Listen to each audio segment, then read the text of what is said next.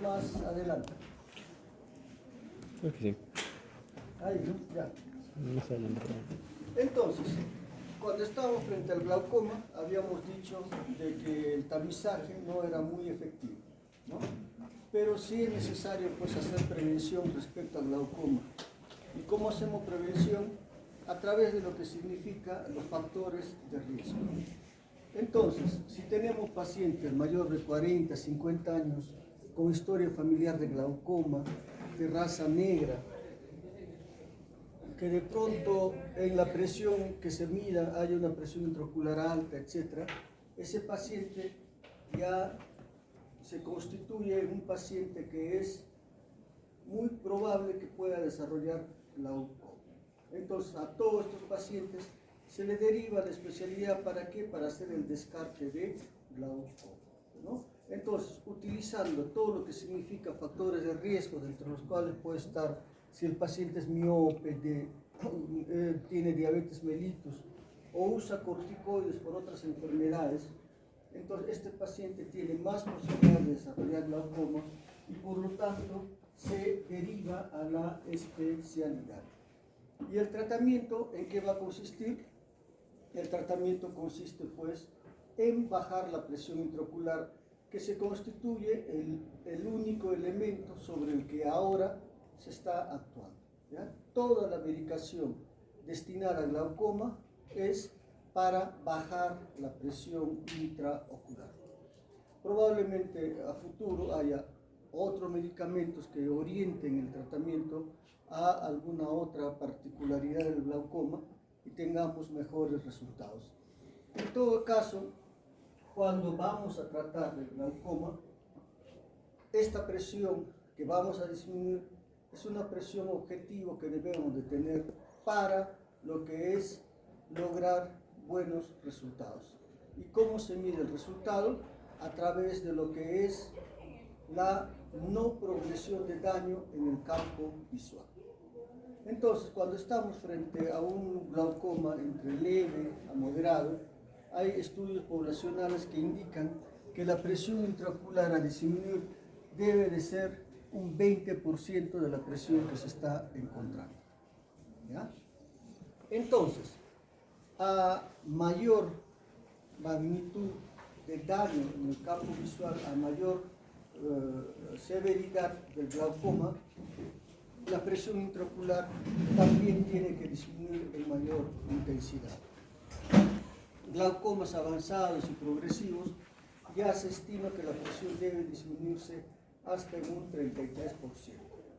Y los glaucomas avanzados, se recomienda que la presión intraocular debe de estar por debajo de los 14 milímetros de mercurio. Con esto nosotros que aseguramos de que el glaucoma no progrese. ¿Y qué es lo que no debe progresar? Los daños en la cabeza, el nervio óptico y el campo visual, que debe mantenerse estable. Entonces tenemos una serie de medicamentos, todos ellos destinados a lo que es la disminución de la presión intraocular, que es el único factor que, como les decíamos, que se puede controlar. Una vez que se inicia el tratamiento, se tiene que hacer pues el seguimiento. Y en este seguimiento lo que tenemos que ver es de que la papila óptica sea estable o que el campo visual no se deteriore. Pero aún así, muchas veces el campo visual sigue deteriorándose y hay que ver qué es lo que está pasando. Puede ser de que la presión diana que se ha escogido, la presión objetivo, la presión meta, no sea la adecuada y por lo tanto permite que el daño progrese, o que haya fluctuaciones en la presión intraocular. Habíamos dicho que las fluctuaciones en la presión intraocular son un factor de riesgo adicional para el control de glaucoma. Y también tener en cuenta lo que es el no cumplimiento del tratamiento, ¿ya? Recuerden, al ser el glaucoma una patología crónica, el tratamiento va a implicar al paciente, un costo mensual para su tratamiento, otro, que el paciente no percibe que el tratamiento le esté haciendo bien. ¿Por qué? Porque esto se relaciona con una agudeza visual. Y los pacientes con glaucoma tienen agudeza visual buena. Y otra, de que los medicamentos tienen efectos secundarios. Entonces el paciente puede decir de que este medicamento, en vez de beneficiarme, me daña, ¿no? Y abandona tratamiento. Existen diversos tipos de hipotensores oculares. Vamos a ver a los más importantes, entre los cuales tenemos a los análogos de prostaglandinas, que desde el punto de vista de terapia medicamentosa constituye la primera línea de elección. ¿Por qué razón? Por el nivel de presión intraocular que disminuye. Es el más importante hipotensor ocular, además de que tiene la facilidad de que se usa una vez al día y que no tiene mayores efectos sistémicos. ¿Qué hace estos análogos de las prostaglandinas? Van a hacer de que la salida del humor acuoso sea a través de la malla uveoescleral, de tal forma que por esta malla va a salir el humor acuoso, ya no por la malla trabecular que se encuentra alterada. Entonces va a salir todo lo que es el humor acuoso por la malla uveoescleral, y la hipotensión que se logra varía entre 25 a 33% de la presión inicial que se tenía. Este medicamento tiene efectos adversos sistémicos, pero son mucho más tolerables que otros medicamentos, dentro de los cuales tenemos pues las cefaleas, síntomas gripales y mialgias.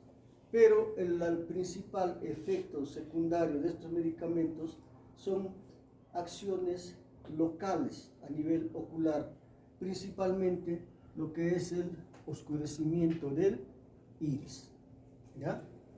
Puede haber hipertricosis, unas pestañas más gruesas, triquiasis, distriquiasis, y lo que es hiperemia conjuntival.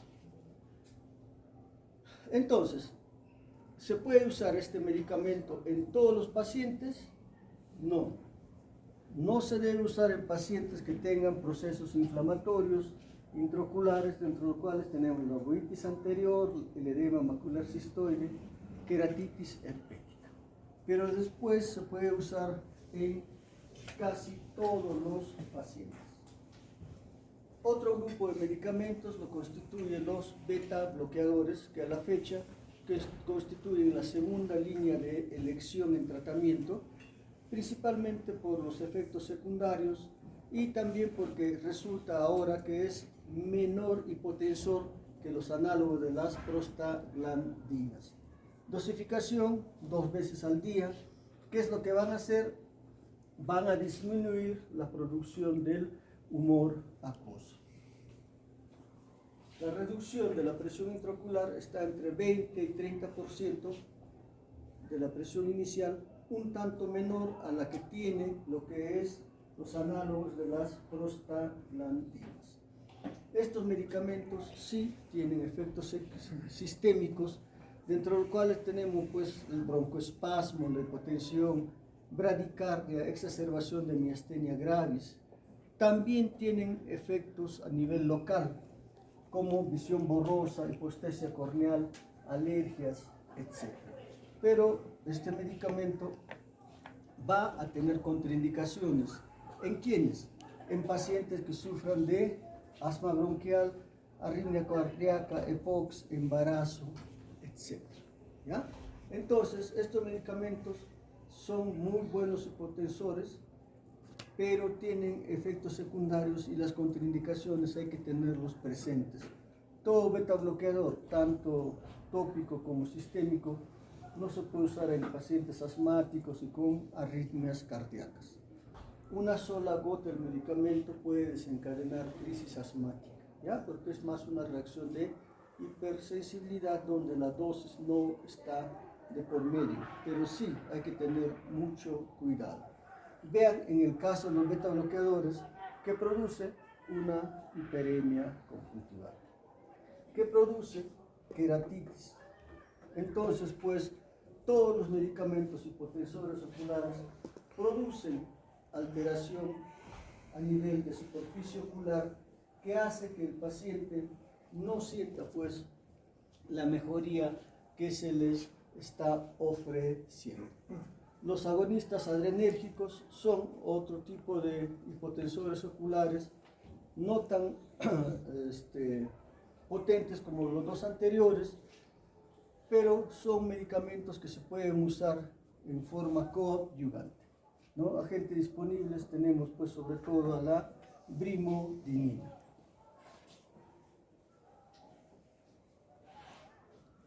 Reducen la presión intraocular entre 20 a 25% y también producen la disminución del humor acuoso. ¿Ya? Es un mecanismo de acción. Tienen una serie de efectos sistémicos y locales. Los sistémicos, sequedad bucal, alucinaciones, terrores nocturnos, cefalea, hipotensión ortostática, etc.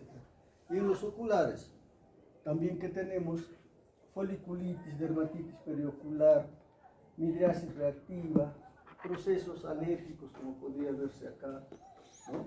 Entonces, estos efectos están presentes en todos los hipotensores. En los beta bloqueadores también es importante tener en cuenta lo que viene a ser trastornos de conducta que puede haber. De repente alucinaciones, de repente olvidos y todas esas cosas que muchas veces pueden hacer que se crea que el paciente puede tener una demencia senil porque estos medicamentos se usan pues en gente también anciana. Los inhibidores de la desgrasa carbónica también son otros hipotensores, pero no tan potentes, que se usan en forma coadyuvante como los dos primeros que hemos mencionado, y también estos medicamentos lo tenemos en forma sistémica. ¿Ya? Entonces, los medicamentos, los de vía sistémica, se usan sobre todo como medicamentos para tratar estados de hipertensión ocular bastante elevadas, caso del glaucoma agudo, ¿ya? Porque el glaucoma agudo solo con medicación tópica no podría controlarse. El gran problema de los medicamentos sistémicos es de que tienen mucho efecto secundario.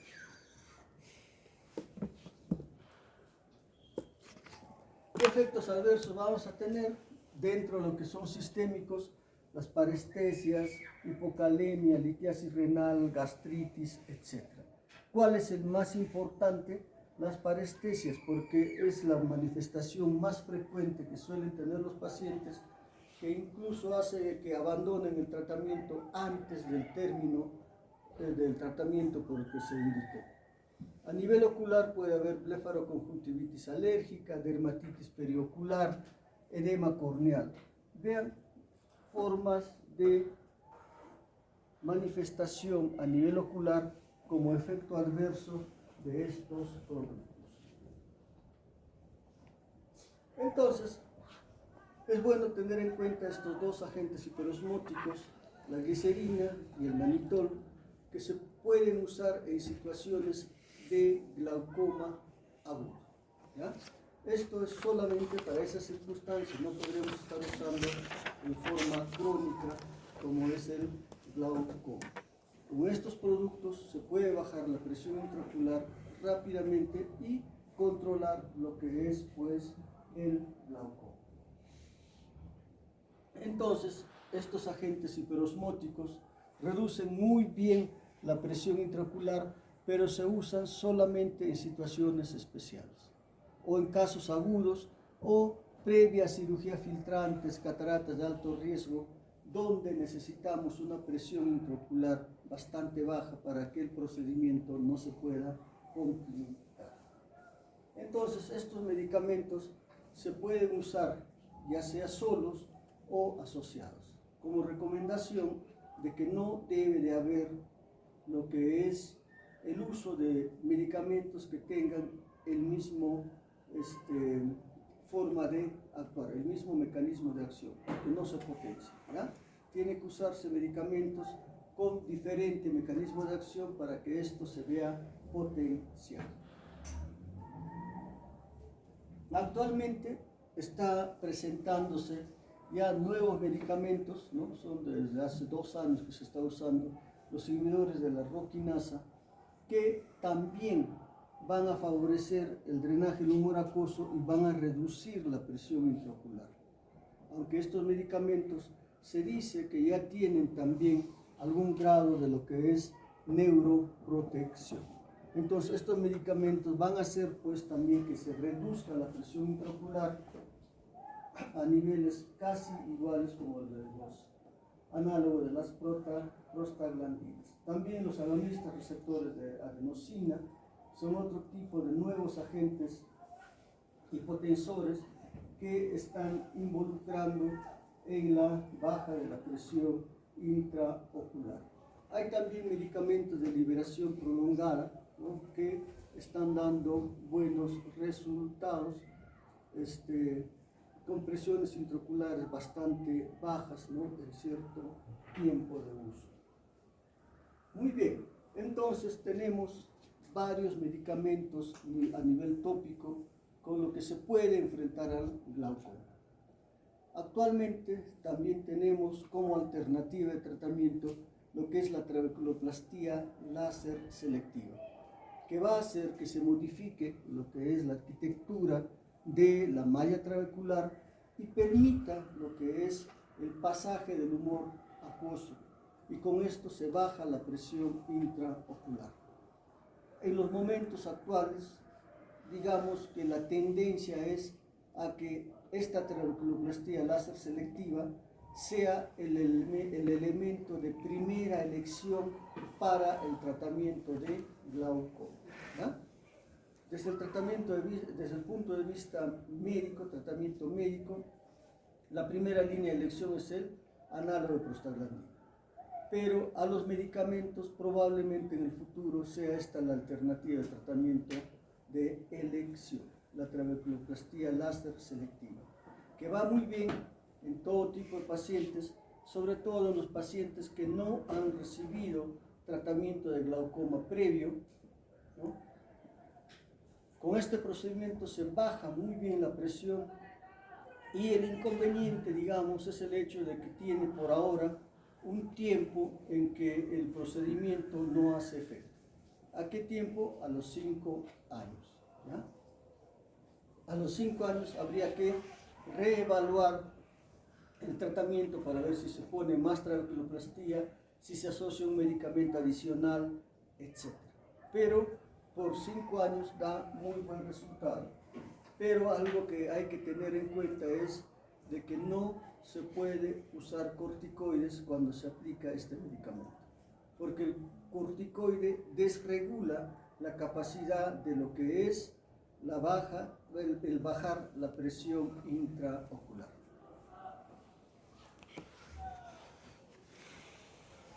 Existen las cirugías de incisión mínima para el glaucoma. Existen diferentes tipos de este tipo de cirugías que son usadas entre los glaucomas leves y moderados con muy buenos resultados. Esto también es una alternativa muy buena, donde se va a poner pues, dispositivos a nivel de lo que es el ángulo camerular para que el drenaje se realice a través de estos dispositivos y con muy buenos resultados, ¿ya? Pero lo que es glaucomas entre leves y moderados. Otra forma de tratamiento del glaucoma constituye lo que es la trabeculectomía, que consiste en crear una comunicación entre la cámara anterior y la superficie ocular. Esta viene a ser una forma de tratamiento donde mejor controla el glaucoma, y se va a usar pues cuando los procedimientos que hemos estado indicando antes no controlen adecuadamente el glaucoma. Esto es un procedimiento que también puede tener fallas, porque lo que se está creando se cierra, y es por eso que muchas veces se usa la mitomicina C, que es un antimetabolito, para evitar que esta trabeculectomía que se está haciendo pueda cerrarse. Es un buen procedimiento de tratamiento. ¿Y en qué va a consistir?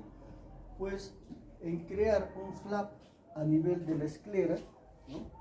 Un flap a nivel de la esclera, se levanta esto y en el fondo lo que estamos viendo que es la malla trabecular. Se saca esta parte de la malla trabecular y se va a crear una comunicación entre la cámara anterior y la superficie ocular. Tenemos ahí una ampolla filtrante donde todavía es en el postoperatorio inmediato, tenemos una ampolla que está reflejando el flujo que hay de la cámara anterior hacia la superficie ocular. Entonces, esto es muy buena alternativa de tratamiento y todavía a la fecha es uno de los tratamientos con mejores resultados, sobre todo para glaucomas poco más avanzados. ¿Qué otros dispositivos se tienen? Lo que son las válvulas. ¿Qué va a hacer la válvula? Pues la válvula va a ser un equipo que va a entrar una parte a lo que es la cámara anterior y por ahí va a ir el humor acuoso hacia la parte valvulada y de ahí a la circulación general. Es una buena alternativa también de tratamiento, pero hay que ir pues adecuando el tratamiento. Este es otro tipo de válvula donde el principio es el mismo. Un canal a nivel de lo que es la cámara anterior y de ahí va hacia la zona valvular. ¿Ya? Con esto se controla muy bien el tratamiento. A esto puede haber ya unos procesos ciclodestructivos que implican que la zona donde se va a formar el humor acuoso sea destruido por láser, por crioterapia, para que el humor acuoso no esté produciéndose la cantidad que aumente la presión intraocular. ¿Ya? Entonces, para enfrentar el glaucoma existen muchas alternativas de tratamiento que no traducen más que la dificultad que existe para tratar el glaucoma. ¿No? Muy bien. Entonces, cuando estamos ante un paciente con glaucoma, actualmente se dice que a esto hay que adicionar algunos cambios de pronto en nuestras formas de alimentación, de vivir, etc., porque también guardan relación con lo que es la presión intraocular. De tal forma que ahora, sobre todo a los pacientes portadores de glaucoma, se les recomienda que se haga ejercicios regularmente, que haya una dieta rica en frutas y verduras, especialmente las verdes. El tomar café con moderación, porque el café, sobre todo en algunos tipos de glaucomas, hace que aumente la presión intraocular. Tomar suplementos de magnesio, mantener un índice de masa corporal adecuado, etc. Si se practica yoga, hay que evitar estar de cabeza, porque aumenta la presión. Evitar también lo que es, bueno, lo del café ya lo dijimos, el yoga, las maniobras de Valsalva, todo ello se ha determinado de que actualmente incrementa y altera lo que es un buen manejo del glaucoma. Si ya se tiene el paciente con tratamiento de glaucoma, sugerirle pues que tengan una vida saludable. ¿Ya? Listo, con esto terminamos con el glaucoma.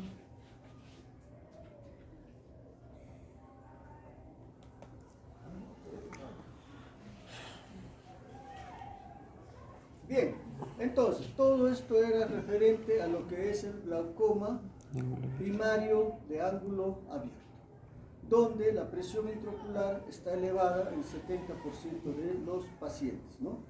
Pero hay un 30% de pacientes que van con glaucoma con presión normal. Y estos son pues, los glaucomas de tensión normal. La presión está normal desde el inicio, pero se encuentran cambios en el nervio óptico sugestivo del glaucoma. Y esto es más frecuente en ancianos y en mujeres. Y va a tener un comportamiento semejante al glaucoma primario de ángulo abierto, donde existirán cambios en el campo visual, en la cabeza, el nervio óptico, etc., que es un glaucoma de ángulo abierto, etc. ¿Ya? En cuanto a sintomatología, ¿qué se encuentra, a signología, qué se encuentra en lo que es la cabeza del nervio óptico? Los mismos cambios que en el glaucoma, ¿ya? Aumento de la excavación papilar, adelgazamiento del anillo neural, la presencia de muesca, asimetría ocular, etc. Pero en estos pacientes tenemos algo adicional, que es que en la cabeza del nervio óptico puede haber una hemorragia en astillas. Esto sí es frecuente en estos pacientes con glaucoma a tensión normal, pero también no es un hallazgo que se encuentre en forma permanente, ¿ya? Aparece y en otras no podemos encontrar. Los defectos en el campo visual van a ser semejantes al del glaucoma primario de ángulo abierto, pero lo que sí puede marcar diferencia respecto al glaucoma primario de ángulo abierto es de que existen una serie de manifestaciones, sobre todo de tipo vascular. En estos pacientes vamos a tener el fenómeno de Raynaud, que es un espasmo vascular periférico con el frío. Las migrañas suelen ser mucho más frecuentes en estos pacientes. Puede haber hipotensión sistémica nocturna, hay que tener en cuenta este dato de hipotensión sistémica nocturna, sobre todo en los pacientes con tratamiento de glaucoma, porque de pronto pueden estar con una hipertensión sobretratada y hay un flujo reducido en la arteria oftálmica. Entonces, esto podría ser algunas cosas que van a diferenciar a lo que es al glaucoma normotensivo del glaucoma primario de ángulo abierto. El tratamiento también va a ser similar, con hipotensores, buscando una presión objetivo, ¿no?, para asegurar de que no exista daño en el campo visual. Podrá usarse trabeculectomías, los mismos tratamientos que se usan para el glaucoma primario de ángulo abierto. El seguimiento es importante. El seguimiento irá dando las pautas sobre qué tratamiento adecuar en ese paciente para preservar el glaucoma. Muy bien, tenemos ahora el glaucoma congénito, ¿ya? El glaucoma congénito ocurre en los 3 primeros años de vida, el 80% en el primer año de vida, siendo el 75% de ellos bilateral. Mayor en hombres que mujeres en una relación 3:2, y una de las manifestaciones que va a haber en estos pacientes va a ser el buftalmus, un ojo grande. ¿Por qué se presenta este ojo grande? Porque vamos a tener una presión intraocular que está elevada, que actúa sobre un colágeno inmaduro, que es el ojo del infante, que se va distendiendo progresivamente. Y esta distensión va a traducirse en ¿qué? En un ojo grande, un buftalmus, la misma que va a ir acompañada de lo que es de anormalidades en el diámetro corneal.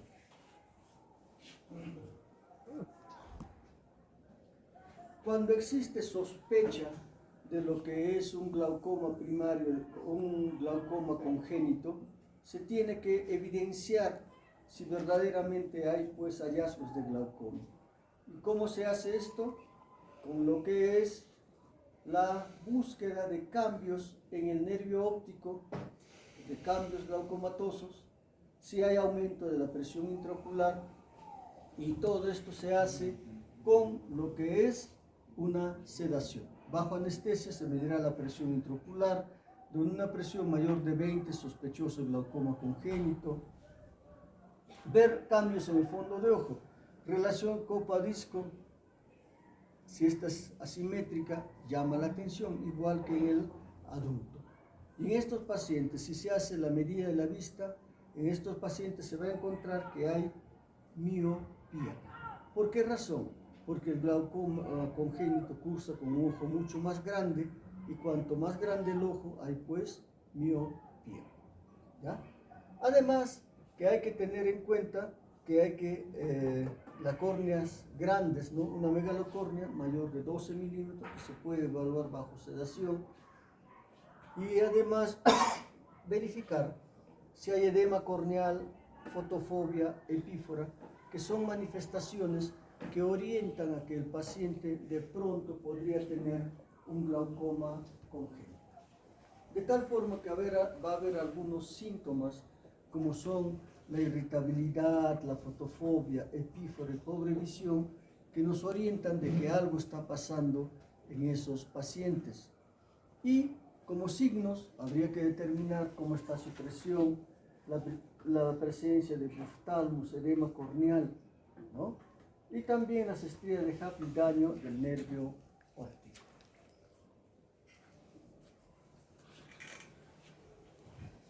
A ver, ¿qué te llama la atención ahí? Leucoria. El edema palpebral. ¿Qué más? Está mediático. Está mediático.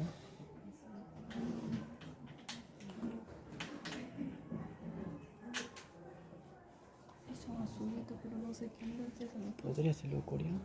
¿Leucoria? Bueno, en el ojo izquierdo entonces hay un edema corneal, ¿ya? Y su epífora. Habíamos dicho que la epífora, la irritabilidad, fotofobia, podrían ser indicadores de que haya un problema de glaucoma congénito. Pero si ya vemos ahí, por ejemplo, edema corneal, entonces debemos de alertarnos. ¿Por qué? Porque el edema corneal no es algo normal, no es algo que aparezca en forma transitoria, etc. ¿Ya? Por ejemplo, ahí que están viendo. Ese debe ser el buftalmo. El buftalmo. Hay un ojo mucho más grande en el ojo afectado, ¿no? Mayormente el ojo izquierdo. Se puede discriminar una córnea grande, mayor de 12 milímetros. Eso pues es un glaucoma congénito. ¿Ahí qué hay?